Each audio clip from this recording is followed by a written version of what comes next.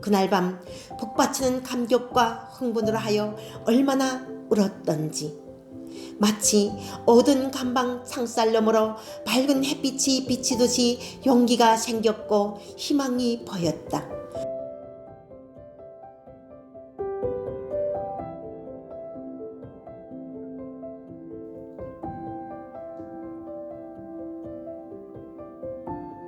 오늘은 나의 탈북 스토리에 대하여 간단히 추려서 얘기하려 한다. 내가 아들과 함께 중국으로 탈북하여 서서히 적응해가던 3년째 되던 어느 날 저녁이었다.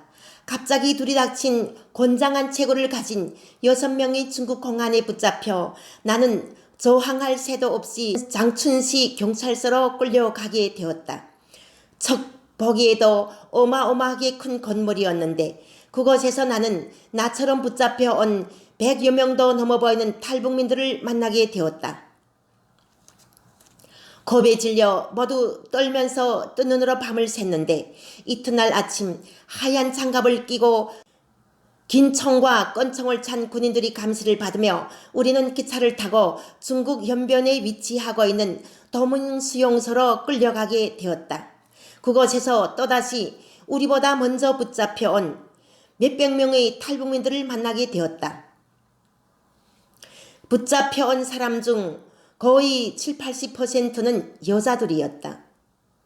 붙잡혀온 인원이 하도 많은 터라 여러 칸의 방으로 분산되어 갇히게 되었는데 그곳에서 하루 식사 대용으로 묽은 소금물과 설 익어서 끈적거리는 빵 2조각씩 내주었지만 거의 굶으면서 6일째 갇혀 지내다 북송되던 날이었다. 우리를 북한으로 넘길 커다란 버스 여러 대가 와서 기다리고 있었다. 긴 장총을 둔 군인들이 감시하에 모두 정신없이 버스에 올라탔다. 나는 일부러 왼 뒷의자 쪽으로 아들 손을 잡아 끌었다. 그리고 아들 귀에 대고 속삭였다. 효가, 지금부터 내 말 잘 들어? 너를 버스에서 내려줄 테니 이제부턴 엄마라 부르지도 말고 울지도 말고 뒤에서 서라! 소리쳐도 뒤돌아보지 말고 그냥 뛰어라. 겁에 질린 목소리로 혁이 물었다. 그럼 엄마는? 나는 단호히 말했다. 내가 무사히 도망가면 꼭 널 찾으러 갈 거야. 알았지? 하며 살며시 뒷창문을 열었다. 아들을 안아 내리려는 순간 뭐야! 문 닫아! 하는 소리가 들렸다. 아들만이라도 살리고 싶었던 나의 계획은 실패로 돌아갔다. 이렇게 나는 동료들과 함께 북한으로 끌려가게 되었다. 북한에 넘어가는 순간부터 도망가지 못하게 굵은 밧줄로 서로서로의 손목을 묶어 짐승처럼 끌고 다녔다. 사람들은 반역자라 하며 머리도 못 들고 끌려다니는 우리를 향해 마구 돌을 던졌다. 모진 욕설과 날아오는 돌에 얻어맞아 여기저기 터져 흘러내리는 피를 손으로 훔치며 언성금 보이비에 끌려갔다. 모든 걸 포기한 듯 체험하고 있는 나의 귀에 대고 아들은 속삭인다. 엄마, 우리 중국에서 한국 사람 만난 얘기도 한국 드라마 봤단 얘기 절대 하면 안 돼? 나는 그냥 머리만 끄덕였다. 드디어 가슴 조이는 조사가 시작되었다. 한 명씩 불러내어 언제 어디서 누구를 통해 어떻게 탈북하였으며 중국에서 뭘 하며 있었는가의 조사 과정에 때리고 구둣발에 밟히고 채우는 비명소리와 숨 넘어가는 듯한 소리가 문틈으로 새어 나왔다. 드디어 아들이 나보다 먼저 조사에 불려 나갔다. 때리는 소리와 아들의 비명소리가 고통으로 전해져 나의 가슴을 아프게 후빈다. 심한 욕설과 매질 끝에 무심코 아들 입에서 나온 중국에서 학교에 다녔다는 것이 죄가 되어 나는 남보다 더 큰 고통을 치러야만 하였다. 사정없이 구둣발로 채우고 짓밟히고 주먹으로 얼마나 두들겨 맞았는지 얼굴은 온통 퍼렇게 멍이 들며 부어올라 앞을 볼 수가 없었고 벽을 짚고 겨우 걸음을 옮겨 디딜 정도로 허리와 무릎 통증이 심하였다. 나라를 배신한 것도 죽을 죄인데 아들에게 북한 교육이 아닌 자유바람을 불어넣었다고 말이다. 그때로부터 노예와 같은 암흑이 시련이 시작되었다. 나는 감방에서 처참한 모습들을 목격하였다. 감방 안에는 때가 짜들짜들하고 앙상하게 여인 얼굴에 눈알만 반들거리는 사람들로 가득하다. 감방 안에는 또한 도망간 기슭에서 미쳐 중국 땅을 밟아보지도 못하고 군인들에게 맞아 팔이 부러진 70대나 되어 보이는 할머니도 계셨고, 군인이 청탁에 맞아 갈비 부러져 허리조차 못 펴는 40대의 여인도 있었다. 그리고 고통을 견디다 못해 죽으려고 손바늘을 삼키고 며칠 밤낮 배를 굴어안고 아픔을 호소하던 3명의 어린애를 가진 젊은 애엄마도 있었고, 중국에서 개종자를 가졌다고 하며 만삭이 다 된 임산부의 배를 구두발로 마구 걷어차고 가죽격뒤로 때려 죽은 아기를 낳고 얇은 헌담요 위에서 입술이 파랗게 질려 덜덜 떠는 2명의 젊은 여인도 보았다. 감방에는 베개 대형으로 나무 목침 몇 개와 언제 빨았는지 알 수 없는 얇은 헌담요 몇 장이 전부다. 힘있고 빠른 사람에게만 차려지는 그 안에서만이 특대형이다. 베개 이불도 없이 냉돌 바닥에서 겨울 쪽잠으로 밤을 새우고 모래와 겨우 씹히는 도숫갈도 대나마나 한 굵은 옥수수 밥에 누렇게 뜬 질긴 무 줄거리를 썰지도 않고 연한 소금물에 띄워주는 음식을 먹고 일해야만 하였다.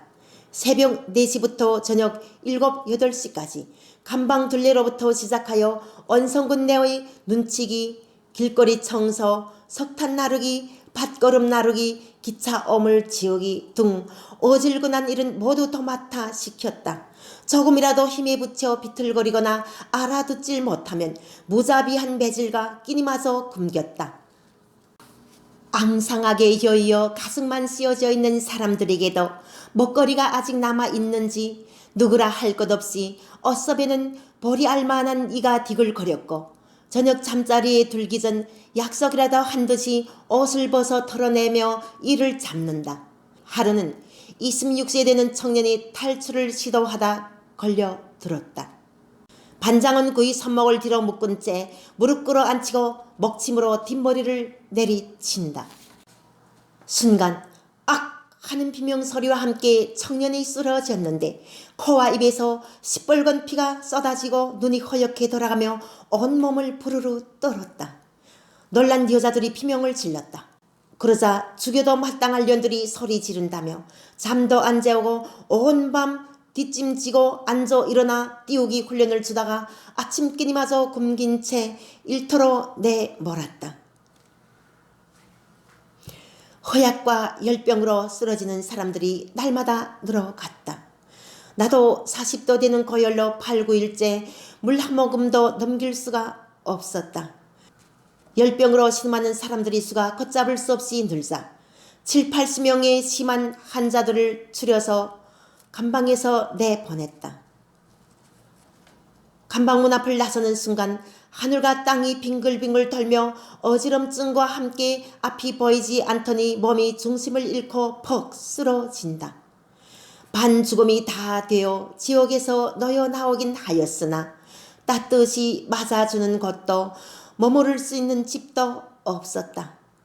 당시 개인 소유가 없는 북한에서 집은 이미 빼앗겼고 기댈 곳조차 없었다.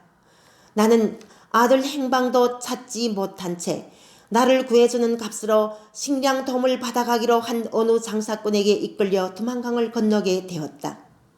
후들거리는 다리로 넘어지기를 그 몇 번, 나무 굴거리에 걸리고 찢기며 흐리터분한 정신으로 장사꾼에게 마구 끌려 두만강을 건너는 순간 발바닥이 쿡 찔리는 느낌이 들며 저도 모르게 주저앉아 버렸다. 그제서야 정신을 가다듬고 내려다보니 언제 벗겨졌는지 신발 없는 발은 온통 굵히고 터져 피투성이로 변해버렸다. 그렇게 힘들게 찾아간 친척집에서 나는 끝만같이 16일 전에 2발을 동상 입으며 몇백 리길을 걸어 제 또래 3명과 함께 힘겹게 두만강을 건너 넘어온 아들을 만날 수가 있었다. 그때 아들 나이는 겨우 9살이었다. 그날 우리 모자는 서로 끌어안고 얼마나 울었던지. 다시는 헤어지지 말자고, 죽어도 우리 같이 죽자며. 하지만 그 후에도 헤어지기를 그 몇 번인지 모른다. 그 후 2002년도 되던 해였다. 나는 흑룡강성 오상시 청가에 아들을 맡겨두고 돈을 조금 마련할 심사로 중국 연변에 내려가 콩나물 장사를 하였다. 월드컵으로 온 대한민국이 들끓던 그해 6월 나는 또다시 중국 공안에 붙잡혔다. 억수로 비 내리던 일요일인 어느 날이었다. 감방에서 다른 곳으로 이송도중 나는 조선족 공안의 도움으로 화장실 가는 척하고 도망을 쳐 뛰고 또 뛰었다. 비에 흠뻑 젖은 옷은 온몸에 휘감기고 지쳐 비틀거리는 다리는 잘 움직여주질 않는다. 나는 얼굴에 흐르는 빗물을 마구 훔치며 정신없이 뛰다가 어느 집 담장 옆에 세워둔 커다란 트럭 앞에 풀썩 주저앉아 버렸다. 경찰서에서 갇혀 3일 동안 굶은 나는 힘이 다 빠져 이제 죽인다 해도 더는 뛸 기력조차 없었다. 그때까지 신에 대해 잘 모르던 나는 어디에 도움을 구하는지도 모르고 떨리는 모기 소리로 살려주세요. 제발 살려주세요. 우리 아들과 함께 있게 해주세요. 하며 뿌옇게 흐트러져 보이는 하늘을 바라보며 수없이 중얼거렸다. 간절한 소원이 응답이었을까요? 공안은 나를 찾아내질 못하였다. 며칠 후 나는 어느 날 저녁 대한민국 9시 뉴스에서 탈북민을 받아준다는 눈물 겹도록 놀랍고도 반가운 소식을 듣게 되었다. 그날 밤 북받치는 감격과 흥분으로 하여 얼마나 울었던지. 마치 어두운 감방 창살 너머로 밝은 햇빛이 비치듯이 용기가 생겼고 희망이 보였다. 더는 중국에 머물러 있을 이유가 없어졌다. 주저없이 한국행을 결심하였다. 하지만 대한민국에 오기까지 결코 쉬운 길은 아니었다. 연변에서 흑룡강성이로 또 심양에서 베이징 영사관에 들어가기까지 몇 번이고 위험한 고비 넘기며 대한민국 땅을 밟는 데 성공하였다. 대한민국 국민으로 인증받는 신분증을 받던 날 나는 떨리는 두 손으로 신분증을 꼭 가슴에 품고 나 홀로 방에서 울고 또 울었다. 나도 대한민국 국민이라 자부하며